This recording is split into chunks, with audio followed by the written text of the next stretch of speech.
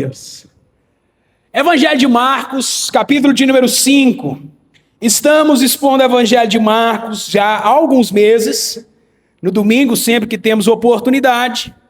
E hoje nós vamos dar continuidade. Amém? Hoje o nosso texto é Marcos, capítulo 5, versículo de número 1 ao 20. Que o Senhor fale ao nosso coração. Vamos fechar os nossos olhos mais uma vez e pedir que o Senhor fale conosco. Amém, queridos? Senhor Deus, temos um imenso privilégio de ter a palavra do Senhor, ter tamanha liberdade para meditar na sua palavra, para ler as Escrituras. Pedimos que o Senhor venha falar conosco nessa noite, de maneira graciosa e poderosa, que somos só o Senhor sabe fazer. Em nome de Jesus Cristo. Em nome de Jesus Cristo. Amém? Graças a Deus. Coloca um pouquinho para mim de retorno aqui, por gentileza, Ezequiel. Irmãos, nós estamos dentro do Evangelho de Marcos. Existem alguns blocos, alguns pedaços, algumas sessões. Trabalhamos introdutoriamente no nosso início, quando Marcos nos apresenta o rei, o mensageiro do rei, a mensagem do rei, a equipe do rei. E depois nós começamos no capítulo 2, um bloco que vai até o capítulo 3, onde começa uma oposição. Amém? Começa já no metade do ministério de Jesus, as várias líderes religiosos da época começam a se opor a Jesus Cristo. Algo que começa no coração, vai crescendo até uma trama pública para matar Jesus. Depois chegamos no capítulo 4, onde Marcos nos apresenta algumas parábolas do reino. Jesus ensina a respeito do reino de Deus.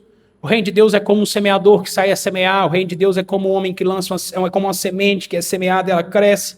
O reino de Deus é como uma mulher que joga uma medida de fermento na vasilha e ele vai transformando toda a massa. O reino de Deus ele é maravilhoso, ele vai crescendo e avançando de maneira imparável. Amém? Estamos em uma nova parte, um novo bloco, onde Marcos está nos apresentando o poder do rei, a autoridade imensa do rei. Isso começa no capítulo 4, versículo 35 e diante, que foi o texto que nós trabalhamos por último. Na primeira parte desse grande bloco, eu quero que você perceba que em todos os textos que nós vamos trabalhar, hoje é o segundo, dentre 3 ou 4 textos que nós vamos trabalhar, vai ter um refrão. O homem é incapaz, Jesus pode. Amém? O homem não pode, Jesus pode. Marcos quer evidenciar o poder de Jesus em relação a toda nossa incapacidade. No texto que nós trabalhamos anteriormente, nós intitulamos, e eu creio que esse é o coração do texto, o Senhor da tempestade. Marcos nos mostra de maneira maravilhosa que Jesus faz aquilo que só Deus pode fazer. Amém? Jesus tem controle sobre a criação. Jesus tem controle sobre um mar incontrolável.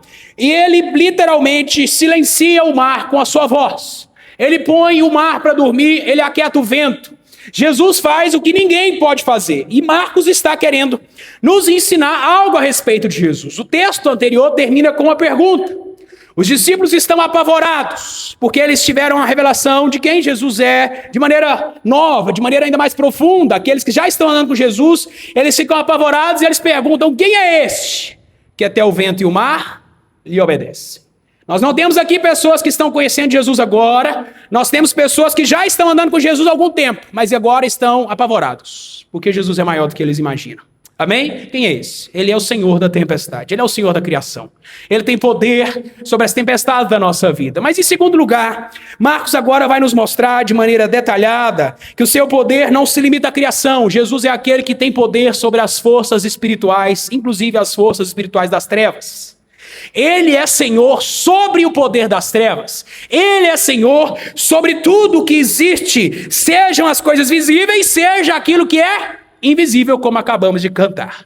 Ele é o Rei Supremo de todas as coisas.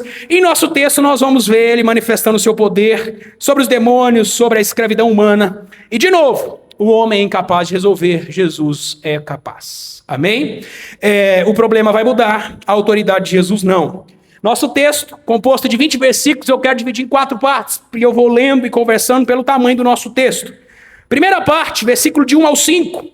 Nós vamos ter a descrição de um homem e o seu estado caótico, o seu estado deplorável. E eu quero que você perceba, talvez você possa encontrar, que não há na Bíblia ninguém em situação tão complexa, tão ruim, tão triste, tão miserável como esse homem. O quadro que Marcos vai descrever é de chorar. É de chorar. Perceba, versículo de número 1. Eles atravessaram o mar e foram para a região dos Gerazenos.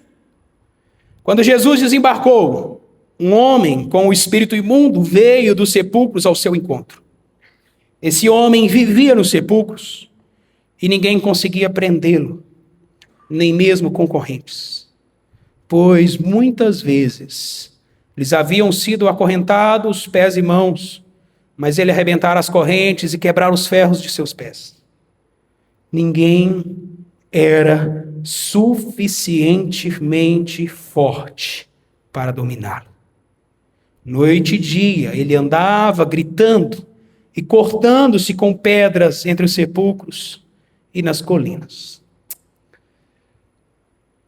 Certo comentarista começa sua exposição perguntando: quanto vale uma vida para Jesus? Jesus faz um alto investimento na vida desse homem. Jesus, para chegar nesse lugar, e ele vai aqui só por causa desse homem, enfrenta a fúria do mar, e agora ele vai enfrentar a fúria do inferno. Jesus, no texto passado, acalma um mar violento. No nosso texto, ele vai acalmar um homem violento. Os dois casos são casos de coisas indomáveis, incontroláveis para mim, para você. Mas em todos os casos, Jesus manifesta o seu poder, controlando a situação, apenas com o poder da sua voz. Esse relato é registrado também pelos sinópticos Mateus e Lucas. Você pode ver no título da sua Bíblia que vai ter uma referência de outros dois textos, um em Mateus e outro em Lucas. E eles vão acrescentar algumas informações. Se você ler no Evangelho de Mateus, você vai descobrir que eu não tenho apenas um homem endemoniado. Quando Jesus põe os pés na praia, vem 2 homens endemoniados. Marcos vai focar, enfatizar nesse homem, em um homem só. Mateus, escrevendo para os judeus, talvez porque na cultura judaica o testemunho de 2 é válido, menciona os 2. Mas aqui eu tenho a história somente de um. O texto nos diz que quando Jesus desembarca, ele acabou de atravessar o mar, onde teve uma grande tempestade, você sabe disso. Vêm esses homens possessos por espíritos imundos. Esses homens viviam nos sepulcros, andavam pelas colinas. É importante entendermos que os sepulcros da época não eram como os nossos sepulcros de hoje. Os sepulcros da época eram feitos em cavernas, em grutas, né? Muitos deles eram pintados de branco, para que vissem de longe. Você vai lembrar quando Jesus, em Mateus 23, vai confrontar a hipocrisia dos fariseus. Eles vão dizer que eles eram como sepulcros caiados. O que é sepulcros caiados, pastor? Não sei. Sepulcros pintados de cal.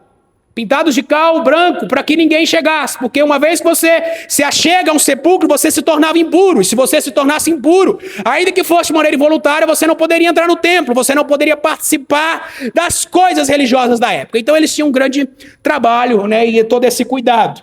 Mas esse homem vivia nesses sepulcros, nessas colinas, entre as grutas e cavernas. Esse homem está possesso, controlado por Satanás, controlado por um espírito imundo, por espíritos imundos, mas de alguma forma o texto nos diz, sem entrar em detalhes, que ele vai até Jesus.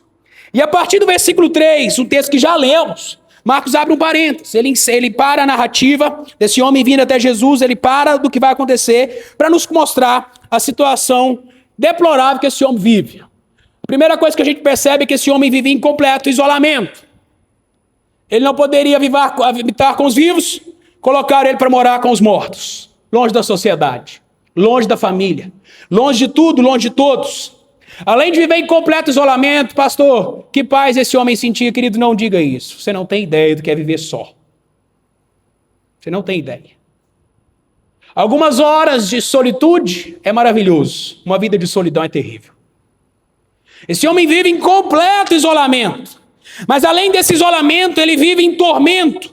O texto vai nos dizer que ele vive gritando de desespero, de um lado para o outro, dia e noite, cortando a si mesmo. Era um homem que se autoflagelava, um homem que estava sofrendo na alma, sofrendo no corpo. Não havia descanso para a sua mente, não havia descanso para o seu corpo. Além disso, um homem que, possesso por Satanás, dominado por Satanás, tinha força extrema. Existem pessoas, esse não é um manual de demonologia, mas esse texto fala de muita clareza sobre alguns aspectos de uma pessoa possessa. Não, pastor, não acredito não. De vez em quando, então, você me fala que eu vou te levar para fazer umas visitas. Aí a gente vê se você vai acreditar ou não em possessão demoníaca. Né? Existem casos que não são, mas existem casos que é sim, querido. Esse homem estava realmente possesso de espíritos imundos, e por causa dessa possessão, ele tinha uma força extraordinária. O texto nos diz que tentaram aprender esses homens com correntes, com barras de ferro, mas por inúmeras vezes eles as arrebentavam, eles a quebravam. Esse homem era um tormento para a sociedade, e eles pensaram, não, nós podemos resolver isso prendendo esse homem. Mas cada vez que prendiam, ele se soltava. Eles não tinham mais o que fazer. Esse homem espalhava medo, por onde quer que ele passasse. Mateus nos registra, que diz que ninguém poderia passar por aquele caminho, ninguém poderia se aproximar. Satanás tira tudo de bom que esse homem tem. Satanás rouba tudo que esse homem tem de bom. Esse é o estado do homem sem Deus. Esse é o estado de qualquer pessoa que vai dando lugar ao diabo. Esse é o lugar onde o diabo se alegra em colocar as pessoas. É o lugar onde ele se regozija. Um lugar de extrema miséria. Esse homem vive dominado por Satanás. Esse homem vive sem qualquer pudor, sem qualquer decência. Você vai descobrir ao longo do texto que ele não usava roupas. Lucas vai dizer que havia muito tempo, Lucas 8:27, havia muito tempo que ele não se vestia. Um homem que não tem qualquer senso, qualquer respeito. Era um pavor, era algo horrível, horripilante. E todas as tentativas de subjugar esse homem, de controlar esse homem, havia fracassado. Por quê? Marcos é muito enfático em nos mostrar. Porque até aquele momento não havia ninguém forte o suficiente para detê-lo. Eu acho linda a Bíblia. Tem alguns detalhes que marcam, né? Até aquele momento não havia ninguém suficientemente forte, versículo 4, para dominá-lo. Até aquele momento. Mas quando Jesus desce do barco e põe os pés na praia, alguém chegou. Até aquele momento, aquela cidade era governada por Satanás. Aquele homem governado por Satanás. O território inimigo. Mas o rei pôs os pés na praia. E o rei foi amarrar o valente. E ele foi saquear o despojo. Todos já haviam desistido daquele homem. Jesus não. Todos já haviam virado as costas para aquele homem. Mas Jesus não. Depois de um dia exaustivo de trabalho, Jesus cruza o mar e vai propositalmente para alcançar esse homem possesso. Jesus está ali para fazer o que a sociedade fracassou em fazer. Jesus está ali para recuperar alguém que é irrecuperável. E essa é a primeira parte do nosso texto. Chegamos então à segunda parte, onde esse homem vai encontrar com Jesus, e Marcos vai nos dar alguns detalhes, e a maior parte do nosso texto, versículos 6 ao 14. Eu quero que, por gentileza, você não perca a grandeza do que está acontecendo aqui, querido. A gente, às vezes, acha que conhece a história bíblica, a gente esquece de viver a história bíblica. De pensar, imaginar o que de fato está acontecendo. Até aquele momento, não tem alguém forte o suficiente para dominar aqueles homens. Mas Jesus chegou. Imagine você, que quando Jesus coloca os pés na praia, aqueles dois homens saem de lá e vêm correndo. O que você acha que vai acontecer? Será que vai acontecer uma batalha terrível, uma batalha épica, entre o poder das trevas e Jesus? Será que nós vamos ter uma grande batalha entre as forças demoníacas e Jesus? Não, não é isso que acontece. Quando esse grande poder se aproxima de Jesus, ele não vem para lutar, ele vem para se prostrar. Ele vem para se dobrar. Eles não lutam, não há negociação. A gente vai ler o texto e você vai descobrir que esses espíritos imploram. Esses espíritos suplicam, porque eles reconhecem a grandeza daquele homem que chegou ali. Eles reconhecem o poder daquele que pisou no seu território. Versículo de número 6. Quando ele viu Jesus de longe, correu e prostrou-se diante dele. E gritou em alta voz: que queres comigo, Jesus, filho do Deus Altíssimo. Eu te imploro por Deus, que não me atormentes. Pois Jesus lhe tinha dito: saia deste homem, espírito imundo. Por mais forte que Satanás seja, Jesus é infinitamente maior. Jesus é infinitamente mais poderoso. O rei pisa na praia e ele não faz um ritual de excomunhão. Ele não faz um ritual, na verdade, para expulsar demônios. Ele abre a boca. Saia dele. Saia dele.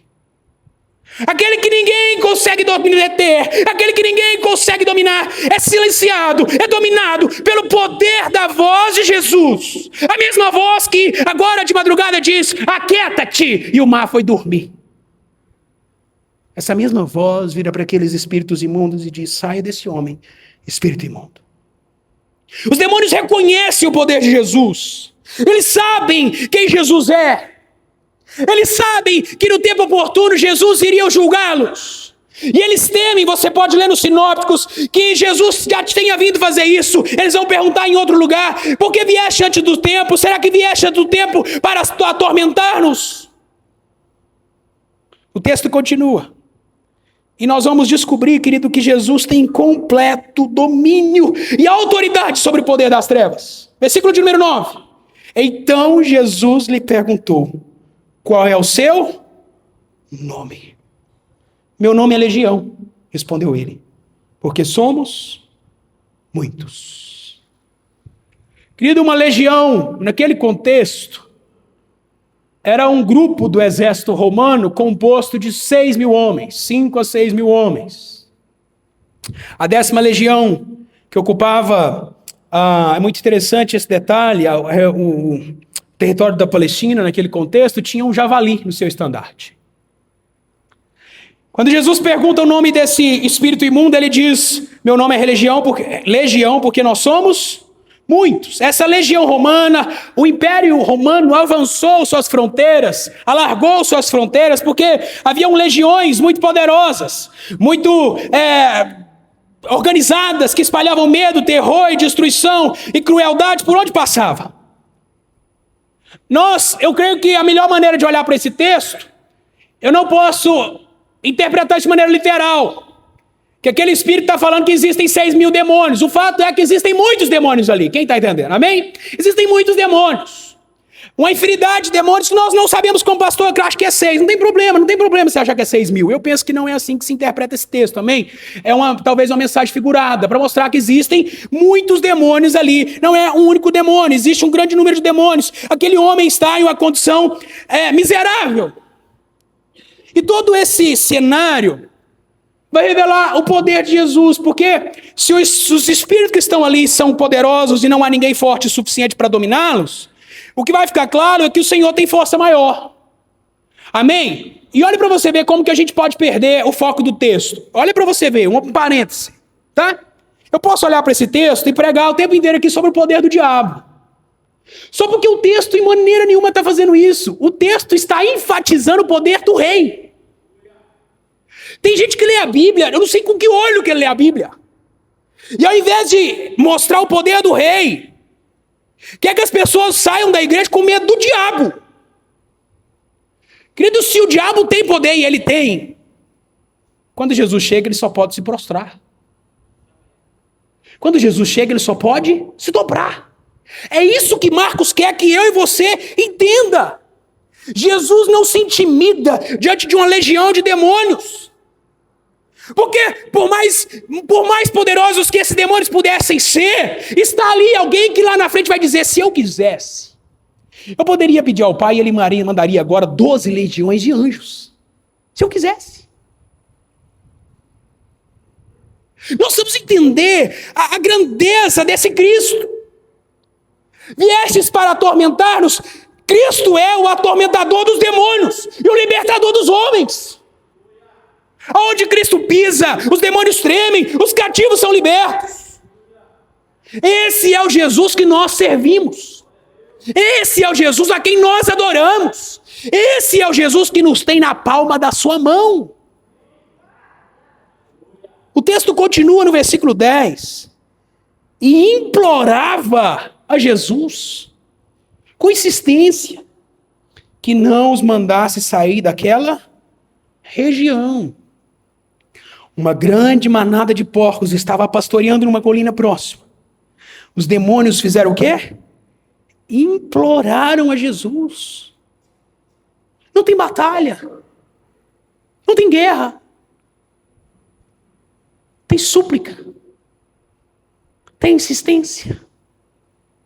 Eles imploram a Jesus, manda-nos para os porcos, para que entremos neles. Ele lhes deu permissão. Você está lendo o mesmo texto que eu? Ele lhes deu permissão.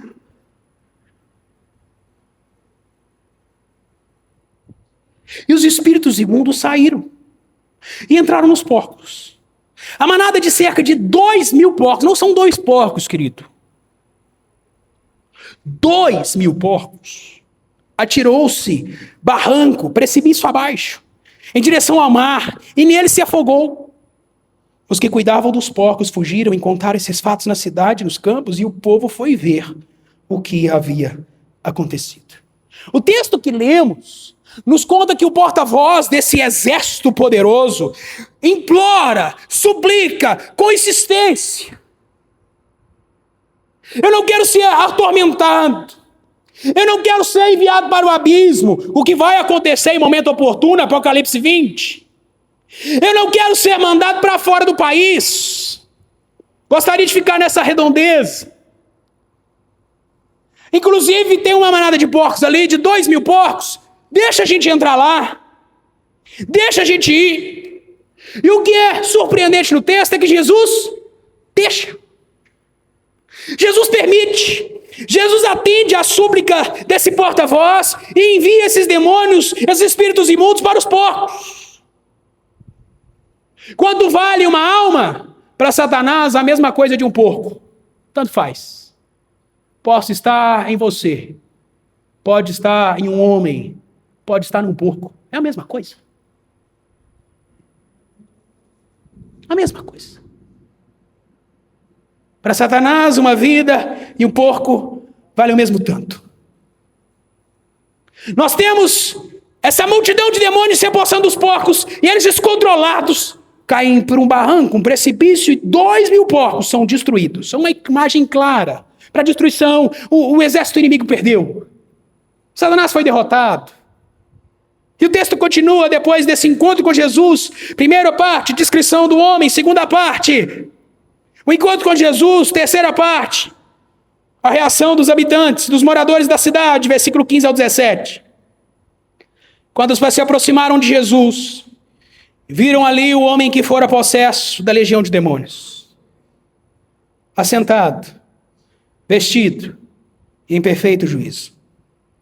E ficaram com medo. Os que estavam presentes contaram ao povo o que acontecera ao endemoniado. E falaram também sobre os porcos. Então o povo começou a suplicar a Jesus que saísse do território deles. Perceba a mudança extraordinária que acontece na vida desse homem. Outrora perturbado, correndo de um lado para o outro, gritando, afligido, sem descanso, agora está quieto, sereno, assentado aos pés de Jesus. Aquele que acalmou o vento, aquietou o coração desse homem. Jesus acalma a tempestade que havia no coração desse homem. Aquele que há muito tempo não tinha uma roupa para vestir, agora está vestido de forma adequada. Parêntese.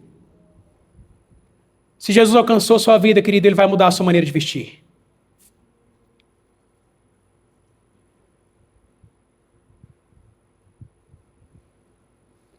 Homens que estão aqui, trajem-se de forma santa e adequada. Mulheres que estão aqui, trajem-se de forma santa e adequada. Vivemos em um mundo de erotização. Não adianta nada a gente vir para a igreja, cantar ao Senhor, vai para a academia, tira como é que a fotinha assim. Sabe como é que eu estou falando? Tem que fazer, né? Aí traz o decote bem aqui.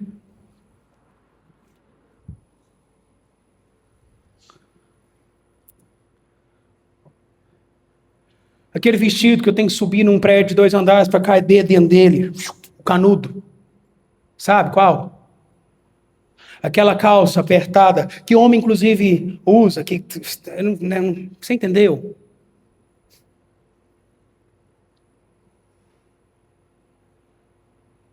Aquela roupa transparente, decente. Querido, você quer se mostrar? Mostra-se para sua esposa. Pastor, ela não gosta mais de ver. Vai se arrumar. Você quer se mostrar? Se amostra para o seu marido.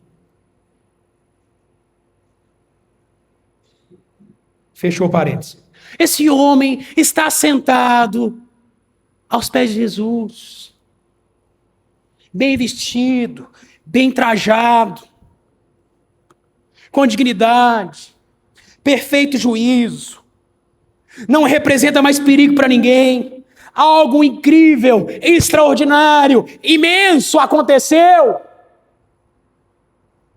A vida desse homem foi transformada. E o que isso gera nos habitantes da cidade? Eles ficam com medo. Lembre-se que no texto anterior, os discípulos também ficam com medo. Mas o medo dos discípulos é um medo reverente, é um medo diante da grandeza de Jesus. Quem é este que até o vento e o mar lhe obedecem? O medo aqui não é esse tipo de medo. O medo aqui é um medo que repulsa Jesus. É um medo que expulsa Jesus. É um medo que repele Jesus. Por causa do medo, eles vão suplicar que Jesus se retire da região.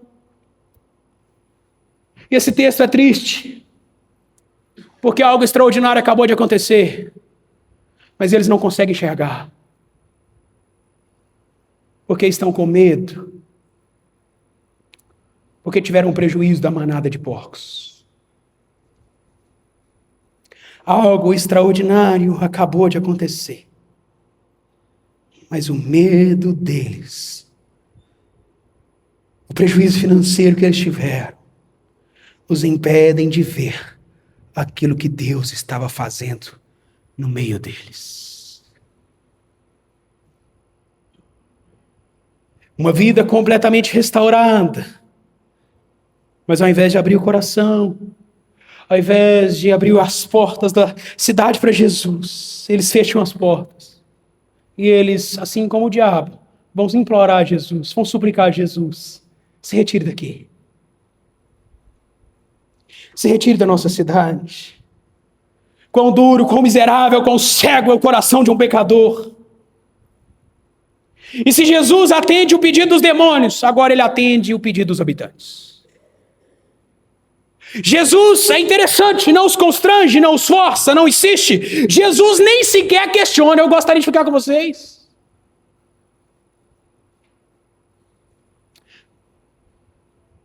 Jesus não debate com essa cidade.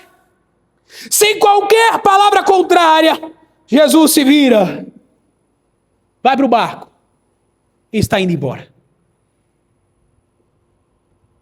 A gente lê esse texto e a gente descobre que no final de contas, não era só esses dois que estavam endemoniados, com o coração governado por Satanás. Toda a cidade não suportava Jesus. Pessoas bem trajadas, pessoas bem vestidas, empresários, trabalhadores, homens, mulheres, que muito provavelmente se achavam muito melhor do que esses homens. E eles imploram a Jesus: se retira daqui. Se retira daqui. E o nosso texto vai terminar numa quarta parte, onde Jesus vai trazer um comissionamento para esse homem. Versículo 18 ao 20. Quando Jesus estava entrando no barco, o homem que estiver endemoniado suplicava-lhe. De novo eu tenho alguém suplicando algo. O homem que estivera endemoniado suplicava-lhe que o deixasse ir com ele. Jesus não o permitiu, mas disse: vá para casa, para sua família, e anuncie-lhes quanto o Senhor fez por você e como teve misericórdia de você. Então aquele homem se foi e começou a anunciar em Decápolis o quanto Jesus tinha feito por ele. Todos ficaram admirados. Você que está acompanhando o texto, percebeu que existem 3 orações no texto. 3 súplicas. A súplica dos demônios. Nós não queremos ir para longe, não. Queremos ficar por aqui. Deixa a gente ir para aquela manada de porcos. Jesus diz: sim, pode. A súplica dos habitantes da cidade: retira-se daqui. Vai embora. Jesus diz: sim, eu vou. Agora eu tenho uma terceira súplica. A súplica de um homem que foi salvo. A súplica de um homem que foi transformado. Ele chega a Jesus: deixa eu ir com o senhor. Jesus não. Uma loucura. Jesus atende o pedido dos demônios. Jesus atende o pedido dos habitantes da cidade, mas não atende o pedido desse homem. Por quê? Dentre muitos motivos, também porque os gadarenos rejeitaram Jesus, mas Jesus não desistiu deles. Os gadarenos colocaram Jesus para fora, expulsaram Jesus, mas Jesus envia um homem agora como mensageiro. Agora com uma mensagem, com uma missão. E essa missão deve começar onde? Em sua casa, em sua família. A sua família precisa ver a transformação que Deus operou na sua vida. Se tem alguém que nos conhece como ninguém, é a nossa casa. Se tem alguém que nos conhece como ninguém, é a nossa esposa, são os nossos filhos. E nós corremos um imenso risco de sermos excelentes do lado de fora e podres do lado de dentro. Quem já leu a história de Naamã? General do exército da Síria, aplaudido, condecorado, honrado. Todos queriam ser como Naamã, todos admiravam Naamã, todos batiam palmas para Naamã. Um homem cheio de medalhas, um homem cheio de diplomas. Mas lá de dentro de casa, um leproso. Um leproso. Prega tão bem, mas é leproso. Canta tão bem, mas é leproso. É um grande empresário, mas é leproso. É um grande profissional, mas é leproso. Tem paciência com tudo e com todos, mas não com os de casa. Pastor, só apertou a mão. É assim, a Bíblia é assim mesmo. Estava eu, você sabe que eu viajei semana passada, compromisso de ministrar fora. E o que eu estou falando para você, querido, me fez chorar boa parte do caminho daqui para Belo Horizonte. Quarta-feira passada, já tinha passado alguns dias fora, muito cansado, sem... Aí, na hora do almoço, quarta-feira passada, eu fui distrair cabeça. Estou lá na sala, fazendo algo que gosto. E graças a Deus dá para fazer no tempo livre, sem gastar dinheiro. Sentado lá, fui jogar um videogame. Pensa em alguém que não gosta de perder nem no par ou ímpar. Conhece alguém? Par ou ímpar? Eu quero ganhar, querido. Sou igual o Luquinha, bato, depois eu peço desculpa e a paz do Senhor.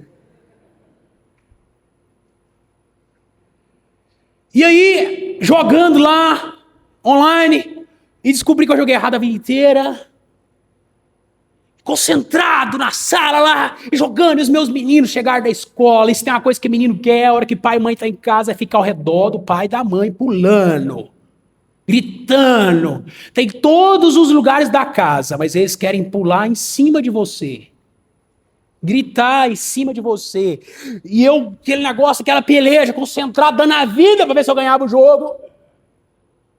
E o Isaac, mas a Annalise pulando, pulando. E de repente, quando eu vi, eu fui grosso com os meus filhos.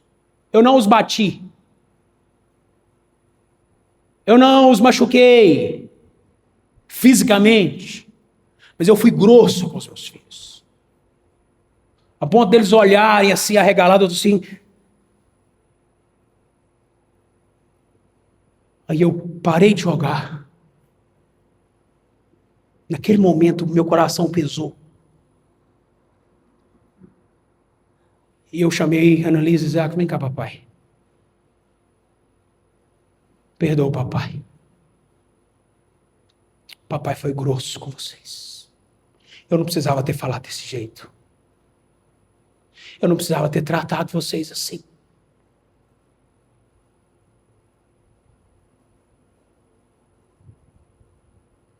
Aquilo marcou meu coração. A Daiane sabe, depois eu falei que Daiane, eu fui grosso com os meninos, eu tô ruim com esse trem, tô ruim, tá? Uma coisa que eu faço quando eu tô ruim, mas ora por mim, pelo amor de Deus.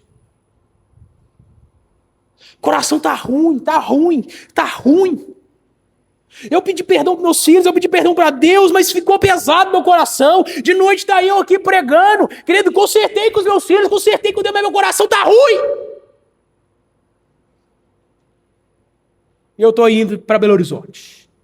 Com sono. Tá, na verdade, estava indo lá para o Espírito Santo, saí de madrugada. E tem uma coisa que me acorda. Eu ouvi algo, pregação, aula, estudo.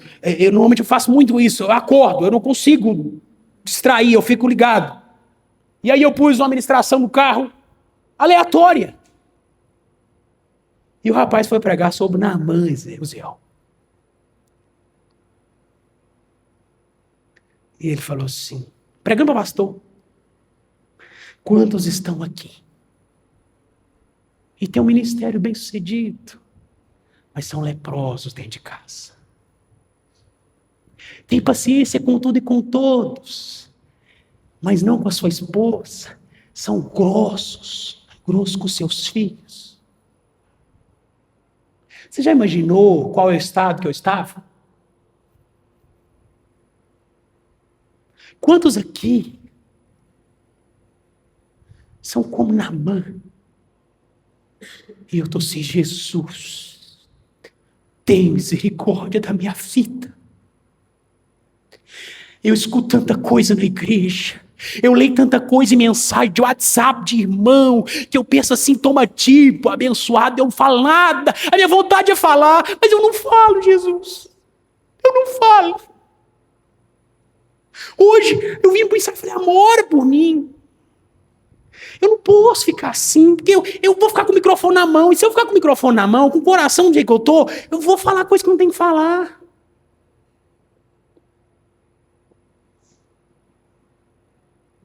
Eu estou assim, Jesus, tem misericórdia da minha vida. Porque, Senhor, a primeira pessoa que me conhece, a primeira pessoa a me ouvir é a minha esposa. São os meus filhos. De 8 anos, de 5 anos. Que vê o pai lá na frente pregando, mas olha para o pai desesperado no momento de loucura. Com medo, não porque o pai bateu, mas por causa do tom de voz do pai.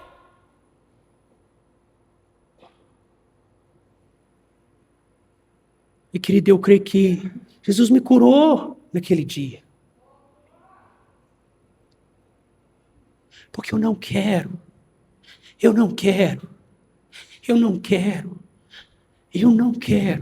Ser alguém bem sucedido lá de fora. E quando eu tirar o paletó, minha esposa vê um homem leproso. Eu não quero que quando tirar o PR do Igor, seja um leproso. Eu não quero que quando tirar o microfone do Igor, seja um leproso. Eu não quero, porque isso aqui não me define.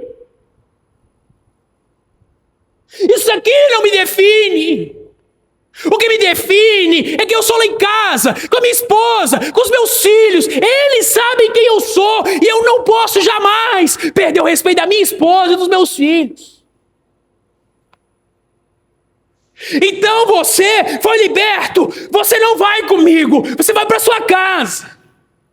Você vai pregar para os seus, você vai pregar para a sua família, você vai contar as coisas grandiosas que o Senhor fez por você.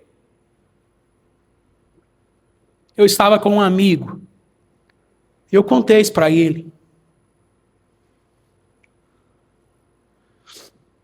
Ele me ouviu calado. E depois eu fui ouvi-lo pregar. Eu preguei, depois ele pregou. E ele foi contar. Que quando eu contei isso para ele se lembrou do que a esposa dele disse para ele.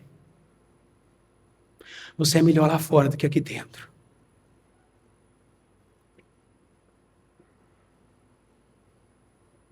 E aí diz ele, que escutando eu falar, ele falou, Jesus, quantas vezes isso vira normal?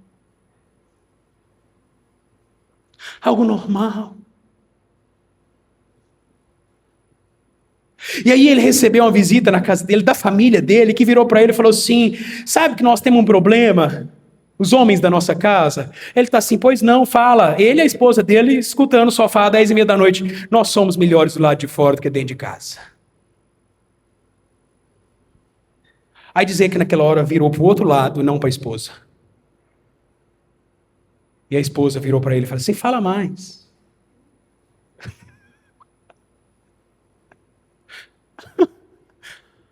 Eu não posso ser um leproso lá de dentro. Eu não posso, eu não quero ser alguém que amanhã pode ser ouvido por dezenas, por centenas de pessoas, mas que a minha esposa sente ali e fala assim, eu não consigo ouvir esse homem. Eu não quero jamais na minha vida ser alguém que os meus filhos olhem para mim e falem assim, pai, não consigo te ouvir. Porque o senhor fala uma coisa e faz outra. Dentro da igreja isso é uma gracinha. Já lhes contei a história da irmã que chegou no pastor, gostaria de mudar para a igreja, tem um quarto para mim aí, eu quero vir eu e o marido. Por quê? Porque aqui dentro da igreja é uma bênção, pastor. Eu não quero ser homem leproso do lado de dentro de casa, cheio de medalhas no peito, do lado de fora. Jesus, deixa eu ir com o senhor. Vai não. Vai para estar com a casa. Vai falar das coisas que o Senhor fez lá para a sua família. Porque nós não estamos qualificados a pregar os de fora enquanto a gente não testemunhar lá de dentro. Esse homem foi enviado para o meio da escuridão para ser luz lá. Para ser um porta-voz da mensagem. E ele saiu pregando por toda a região de Decápolis, que é uma região de 10 cidades. Nós vamos chegar lá depois, Marcos capítulo 8. Jesus vai pregar nessa região, lá na frente. Mas agora esse homem vai à sua frente. Jesus é banido, mas ele deixa um mensageiro e uma mensagem. Eu gostaria de caminhar para a nossa segunda parte, onde nós vamos encerrar, com algumas conclusões e algumas aplicações que esse texto me traz. Em primeiro lugar, se a gente ler esse texto com calma, a gente vai perceber a dimensão destrutiva do pecado e da ação de Satanás. Havia uma legião de demônios dentro desse homem, governando a vida desse homem. Um homem completamente desfigurado, vivendo uma vida isolada, ferindo a si mesmo, vivendo entre os mortos, sem conseguir libertar-se da sua condição. É o retrato do que o pecado faz com o homem. É o retrato do que o diabo está disposto a fazer com aqueles que dão lugar para ele. Satanás promete liberdade, mas ele escraviza. Ele promete prazer, mas ele destrói. Ele promete vida, mas ele mata. E é tudo que ele quer: afastar as pessoas de Deus, destruir os nossos relacionamentos, escravizar a nossa vida. Nos levar a uma vida cada vez mais distante do propósito de Deus, vivendo na lama. Eu preguei aqui alguns meses atrás sobre Jonas, e algo marcou meu coração estudando Jonas, que a descida para a morte não acontece de uma vez. A descida é lenta. A descida às vezes é muito bonita, é muito confortável, o caminho belo, mas é um caminho para a morte. É um caminho para o mundo dos mortos. É uma descida lenta, mas ela é fatal. Inclusive, soltamos um vídeo essa semana sobre isso, não foi, Natália? Acho que é, né? Cuidado com o Jonas que está dentro de você. Que vai descendo, que vai esfriando, não. Eu estou no controle. Não brinque com o pecado. Esse texto mostra para mim o que o pecado faz, o que Satanás está disposto a fazer. O pecado custa mais do que você quer pagar. O pecado te leva mais longe do que você gostaria de ir. E o pecado te prende por mais tempo que você gostaria de ficar. Não brinque com o pecado. Você que está aqui, não brinque com o pecado. Ele escraviza você. Ele destrói você. Eu paro quando eu quiser, será? Segundo lugar, esse texto, além de mostrar para mim o que o diabo está disposto a fazer, o que o pecado faz, ele foi escrito com o propósito de nos revelar a respeito do poder e autoridade de Jesus. No texto passado, ele tem poder sobre a criação. Aqui nós aprendemos que ele tem poder sobre o mundo espiritual. Por quê? Porque ele é Deus. Ele é Senhor. Se você ler o versículo 19 e 20, você vai descobrir que Jesus vira para ele e fala assim: vai contar todas as coisas que o Senhor fizera por ti. Senhor ali, para todo judeu, é Deus. Esse é o título usado para Deus. Versículo 20, e ele foi contando todas as coisas que Jesus fez por ele. A conclusão óbvia, você não precisa ser um grande interpretador de Deus para descobrir que Jesus é Deus. Jesus é Deus. Isso é maravilhoso, isso consola o meu coração e eu gostaria que consolasse o seu. Porque no mundo que nós vivemos, cheio de armadilhas, cheio de dificuldades, cercados de todos os lados, tendo o inimigo que nós temos, poderoso como ele é, forte como ele é, sutil como ele é, poderíamos ficar inquietos e desanimados. Entretanto, pela graça de Deus, nós temos um amigo forte e poderoso chamado Jesus de Nazaré. Nós temos alguém, querido, que triunfou sobre Satanás na cruz. Nós temos alguém que está vivo, intercede pelos seus. Alguém que é poderoso para salvar totalmente aqueles que se achegam nele. Alguém que já venceu Satanás na cruz. Mas essa vitória se consumará no final, quando ele, enfim, mandará Satanás para o abismo. Enfim, ele mandará Satanás para um lago de fogo, enxofre, dor e tormento eterno, mas não apenas Satanás, todos aqueles que têm por Satanás seu rei. Nós temos um Cristo poderoso o suficiente para nos guardar. Marcos detalha o caos que esse homem vivia, a dimensão do poder de Satanás. Ninguém podia deter até que Jesus chegou. Até que Jesus põe os pés na praia. E quando o rei chega, o rei tem a palavra final. É maravilhoso ler um texto desse e descobrir que Satanás só pode ir para os porcos se Jesus deixar. É maravilhoso descobrir que Satanás só pode dar um passo para a direita se Jesus deixar, para a esquerda se Jesus deixar, para a frente se Jesus deixar, para trás se Jesus deixar. É maravilhoso ler uma Bíblia que tem um livro de Jó, onde o Senhor diz: até aqui você vai, a partir daqui não. Esse é o Jesus que nós adoramos. É um Jesus que tem completa autoridade sobre espíritos. Completa autoridade. Completa autoridade. E de novo, esse texto, já falamos sobre isso, vai nos mostrar um baita problema. Pastor, qual é o problema? O diabo sabe quem é Jesus. Tem muita gente que não sabe. O diabo sabe quem é Jesus, ele crê em Jesus, estremece. O povo, os seus próprios discípulos estão perguntando: quem é esse que até o vento e o mar lhe obedece? Satanás responde. Satanás dá uma aula de teologia bíblica para os discípulos. Satanás tem mais discernimento que muito crente. Tem muita gente que está há décadas, há anos, na igreja, ouvindo sermão após sermão.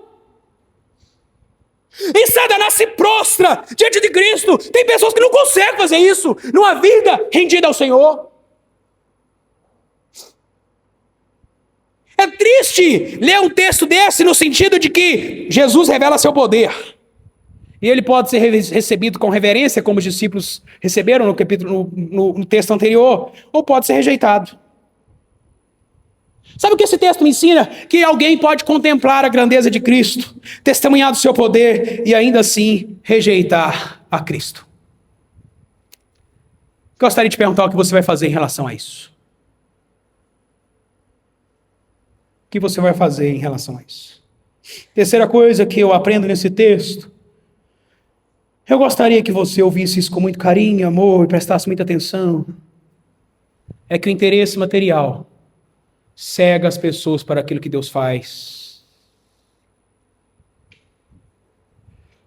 O interesse pelo que é material cega as pessoas ao que Deus faz e cega as pessoas em relação ao outro.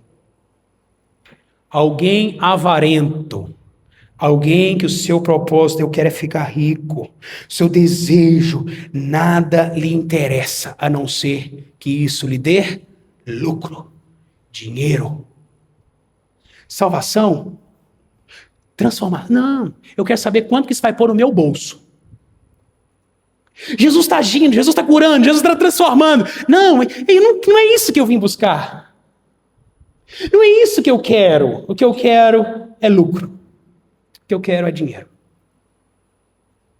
Jesus deixa de ser interessante. Nada disso, essas coisas que Jesus faz, atrai essa pessoa, porque o Deus dele é outro, o tesouro dele é outro. Ele não adora Jesus, ele adora Mamon, ele é avarento.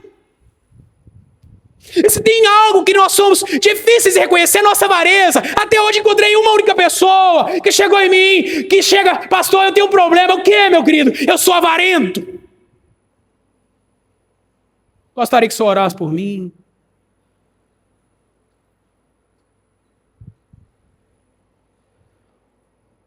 Nós precisamos, querido, refletir onde está o nosso coração. Nesse texto, Jesus é expulso, ele mesmo fazendo o que ninguém pode fazer, porque o que Jesus faz toca o bolso daquele povo. O que Jesus faz mexe na finança daquele povo.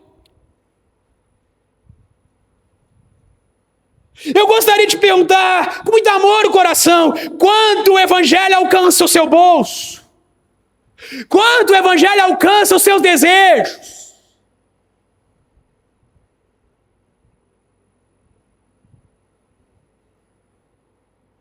Em quarto lugar, nós temos aqui uma demonstração do poder transformador do evangelho. O evangelho que cremos, o evangelho que pregamos, é o evangelho da transformação. Quanto vale uma vida para Jesus? Para a sociedade valia menos do que os porcos. O homem está livre, mas eles estão tristes porque os porcos foram embora. Eles estão literalmente dizendo assim, eu gostaria que os porcos tivessem ficado. É melhor o homem ir. É melhor esse homem morrer, continuar do jeito que ele estava. Mas os porcos, o senhor apertou a mão. O senhor apertou a mão. O senhor mexeu num lugar delicado. Gente, um lugar delicado. Para os demônios, uma vida vale a mesma coisa que os porcos. Mas para Jesus, uma vida vale o seu sangue derramado na cruz. Jesus vai atrás desse homem. Um homem impuro, possuído por espíritos imundos, numa terra impura, habitada em meio ao lugar impuro, nos sepulcros. Mas esse homem foi ao encontro, de alguma maneira, de um rei que não era impuro. Ele foi ao encontro do Santo de Deus, como trabalhamos no capítulo 1. E o que acontece, querido, quando o impuro toca no puro? Não é a sujeira do impuro que passa para Jesus. É a pureza de Jesus que alcança o impuro. Esse texto foi escrito num contexto que os judeus tinham que se purificar para entrar no templo. Tomar vários banhos, vários cerimoniais. Mas Jesus é maior do que o templo, porque Jesus se aproxima do impuro em purificação, e quando ele toca, ele purifica. O texto próximo vai apertar mais a mão. Jesus purifica aquilo que é impuro. Ele transforma aquilo que ninguém consegue transformar.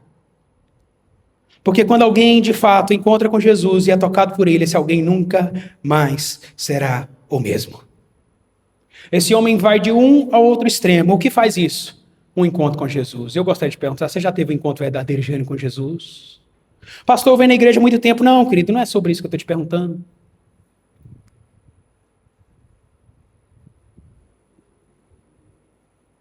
Você já teve um encontro verdadeiro e genuíno com Jesus?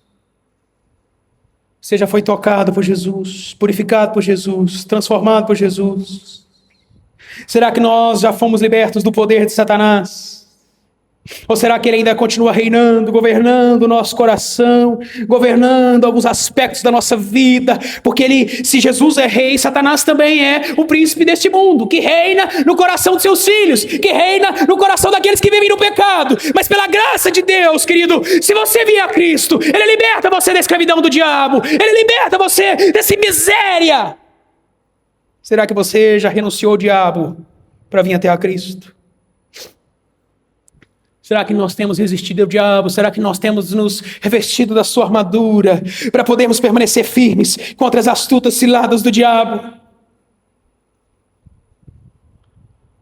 Esse texto fala do poder transformador do Evangelho. Jesus é a esperança para os desesperançados, para os descartáveis, para os rejeitados. E Ele é a esperança para mim, Ele é a esperança para você. Porque se não for a graça de Deus, querido, cada um de nós ainda seríamos como esse gadareno.